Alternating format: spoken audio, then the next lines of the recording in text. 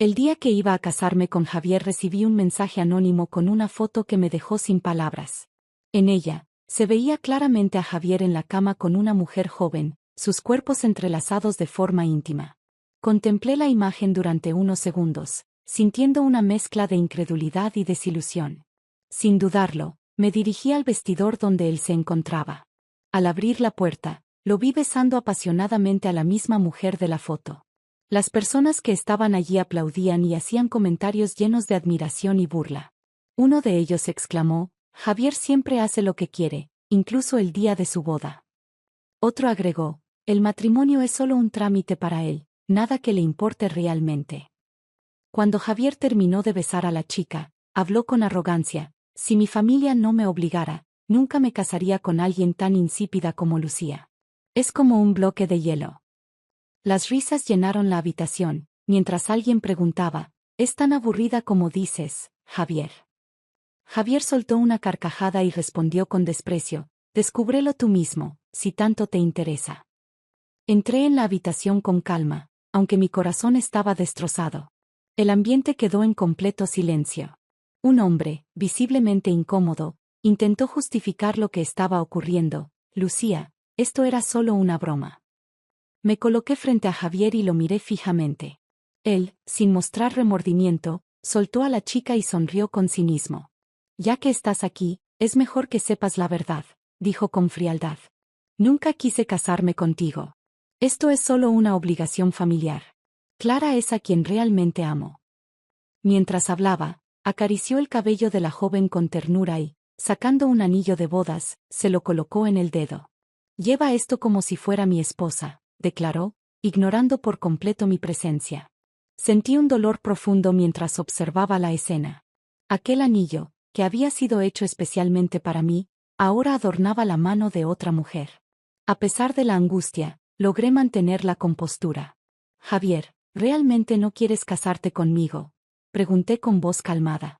Él se rió y respondió con indiferencia: «¿Apenas te das cuenta?». Respiré hondo y, con una sonrisa débil, dije: «Entonces no lo hagamos».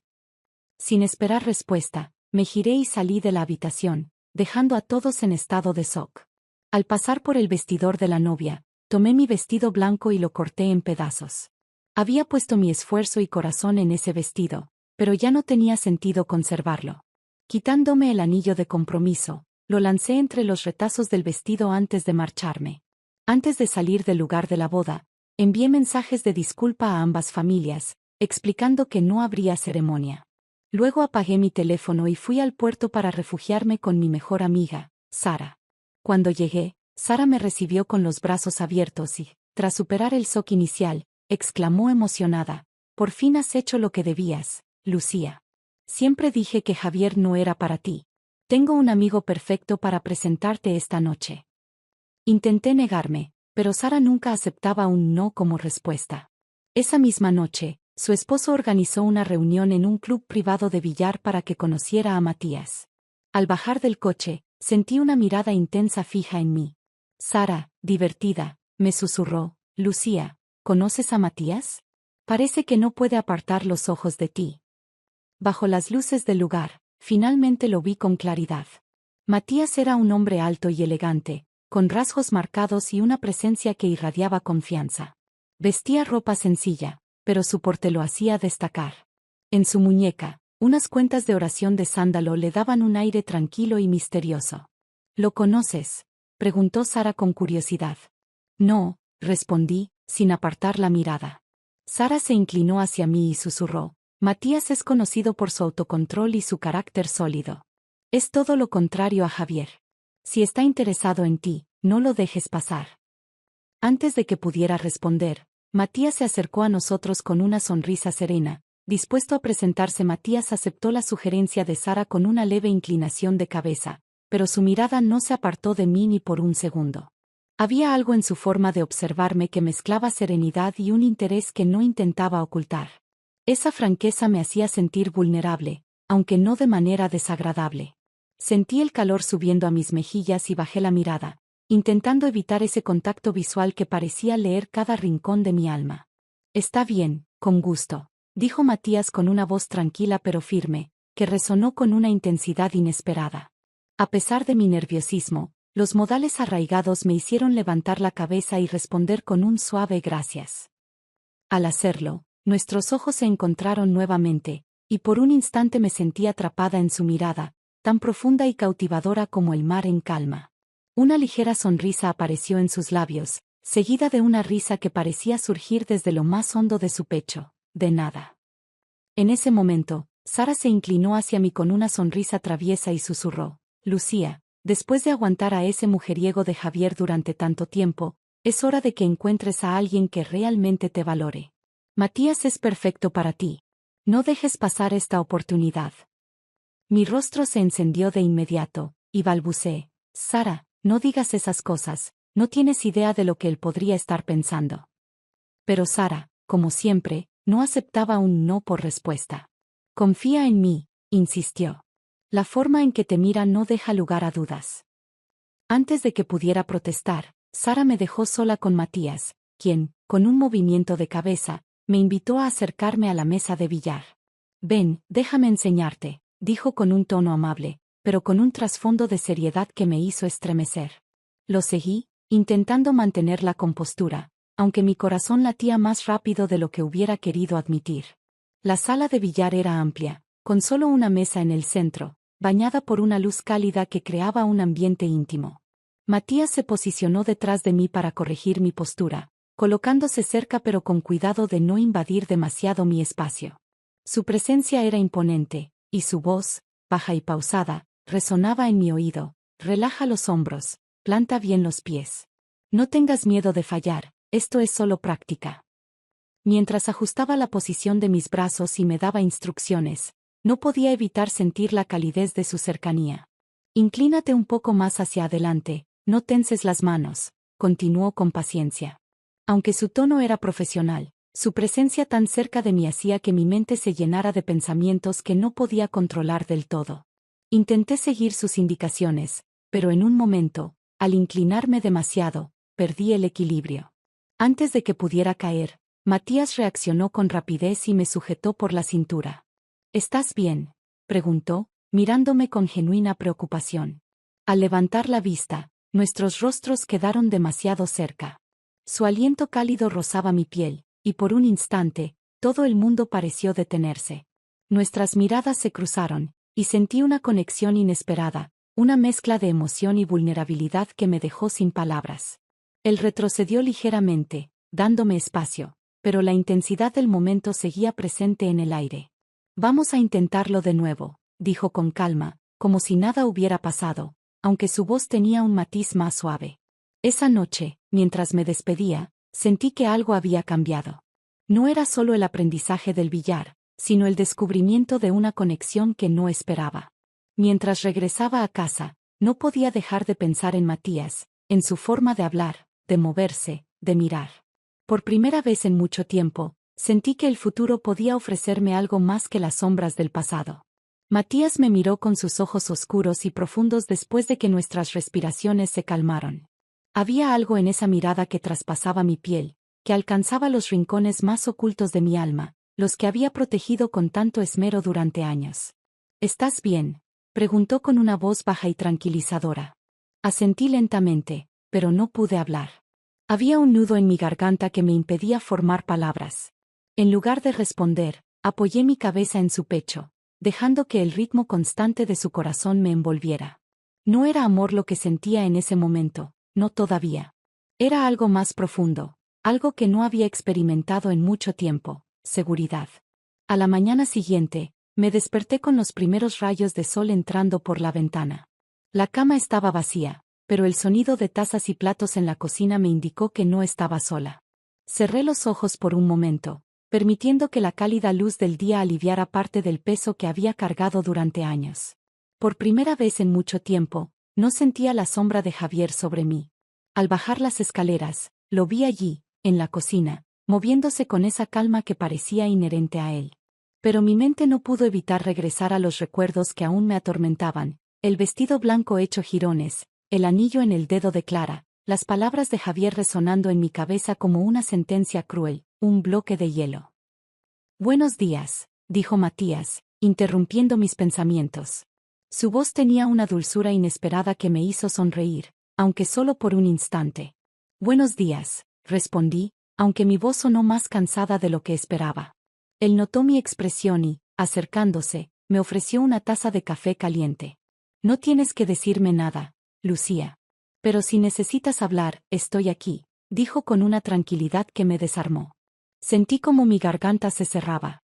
Nadie, en todos los años que pasé con Javier, me había ofrecido algo tan sencillo y significativo como un oído dispuesto a escuchar.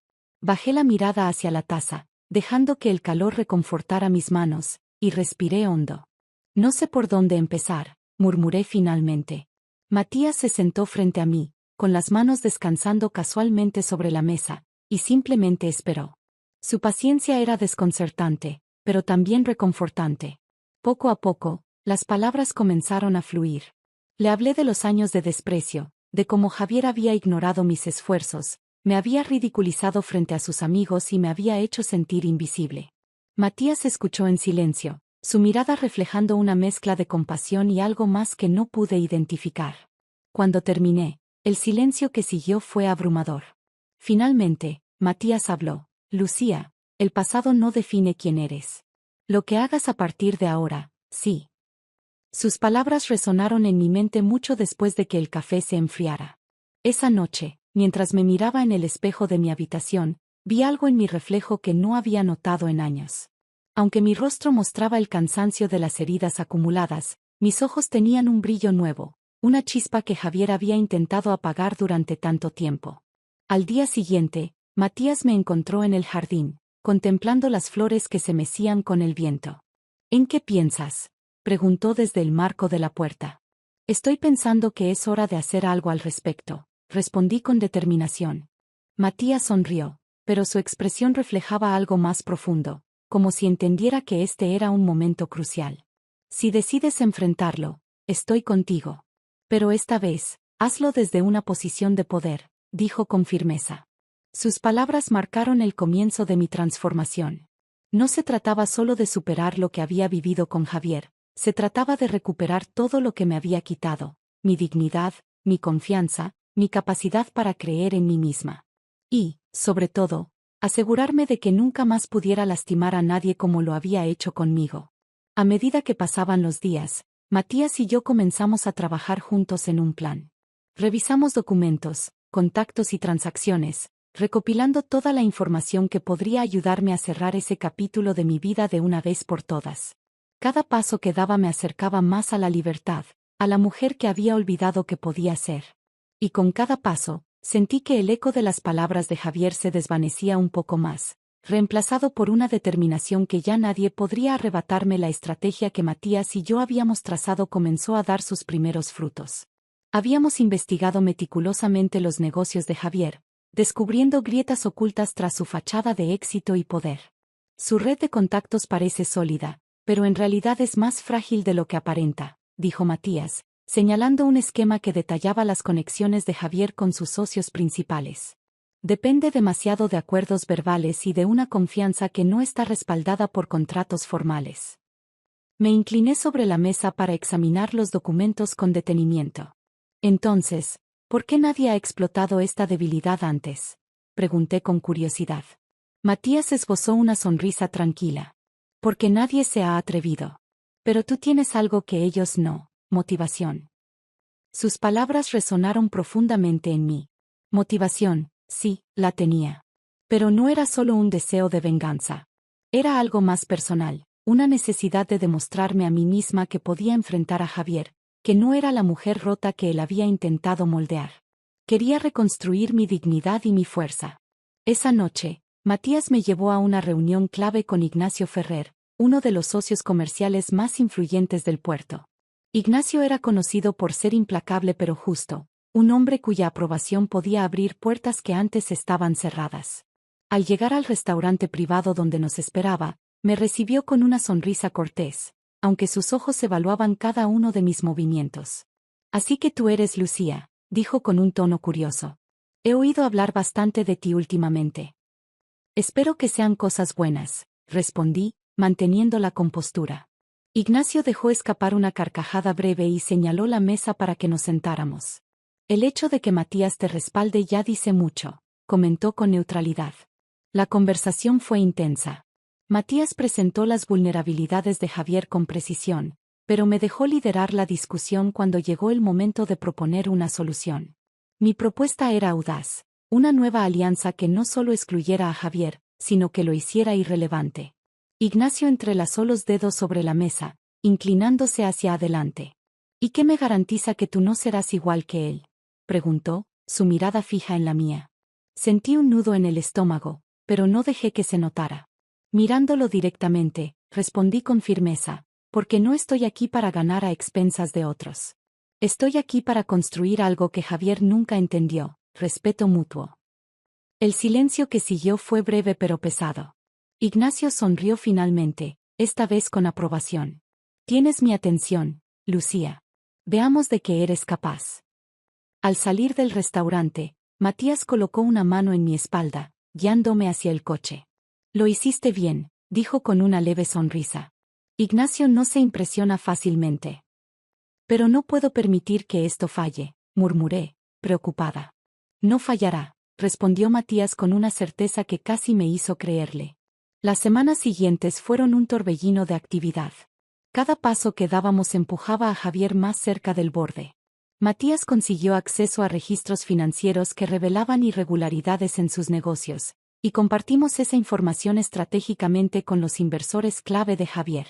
El primer golpe fue sutil, un contrato importante fue cancelado de manera inesperada.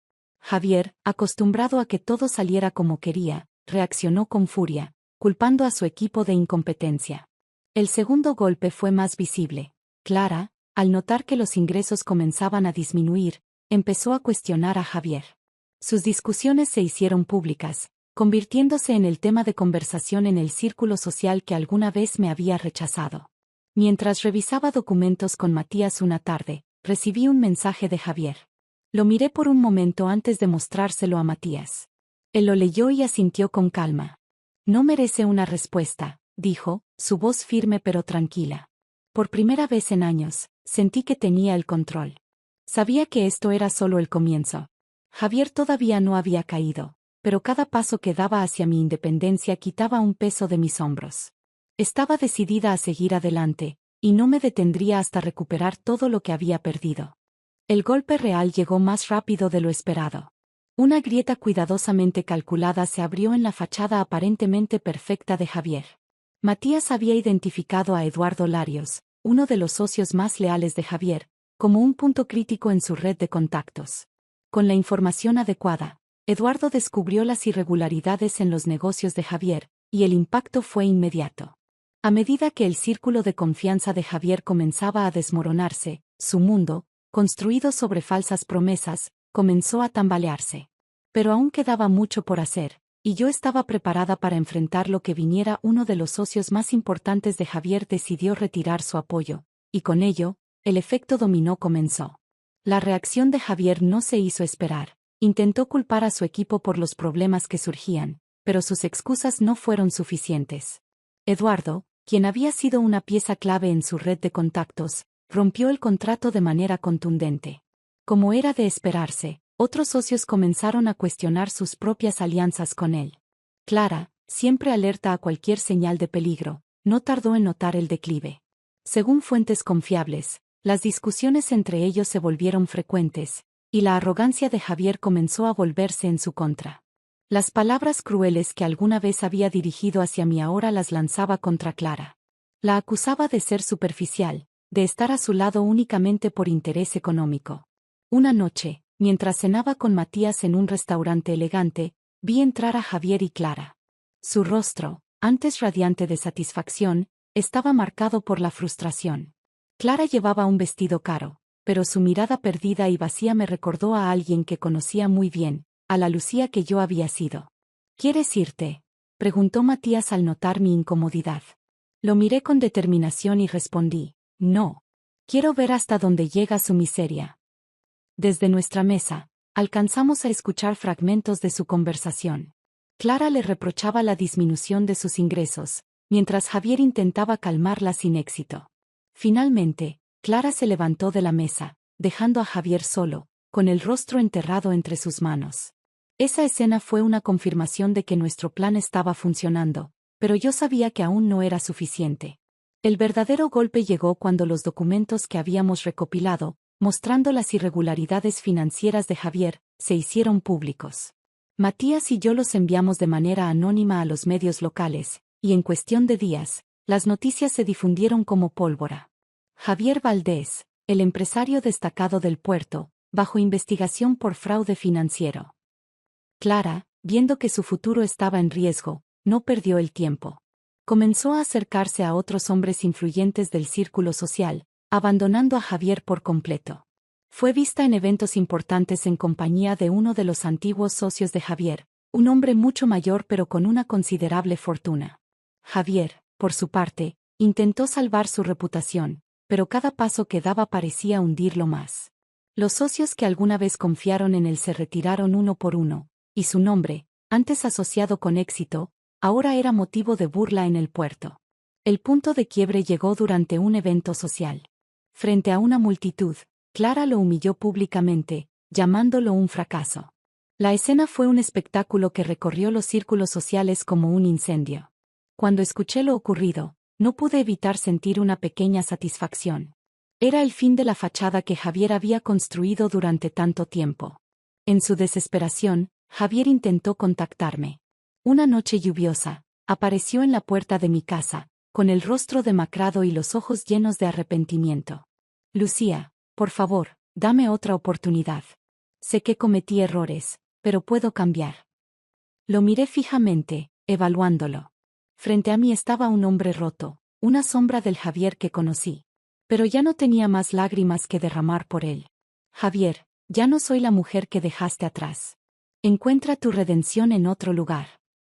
Cerré la puerta sin esperar su respuesta. En ese momento, supe que mi victoria estaba completa. Un año después, asistí a un evento de gala junto a Matías. Nuestro negocio había crecido de manera exponencial, y mi imagen pública era la de una mujer poderosa e influyente. Llevaba un vestido rojo que simbolizaba todo lo que había logrado: fuerza, determinación y renacimiento. Mientras recorría el salón, vi a Clara. Su rostro, antes altivo, ahora reflejaba desesperación. Había sido abandonada por el hombre con quien traicionó a Javier y vivía de favores, relegada a las sombras de la sociedad. En una esquina, también estaba Javier, sentado solo, intentando evitar mi mirada. Decidí acercarme. Cuando nuestros ojos se encontraron, vi algo que nunca antes había mostrado: arrepentimiento. Buenas noches, Javier, dije con una voz neutral pero firme.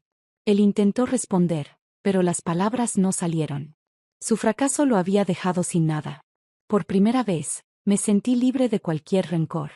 Matías se acercó y tomó mi mano con suavidad. ¿Todo bien?, me preguntó. Lo miré y sonreí. Sí, todo está bien.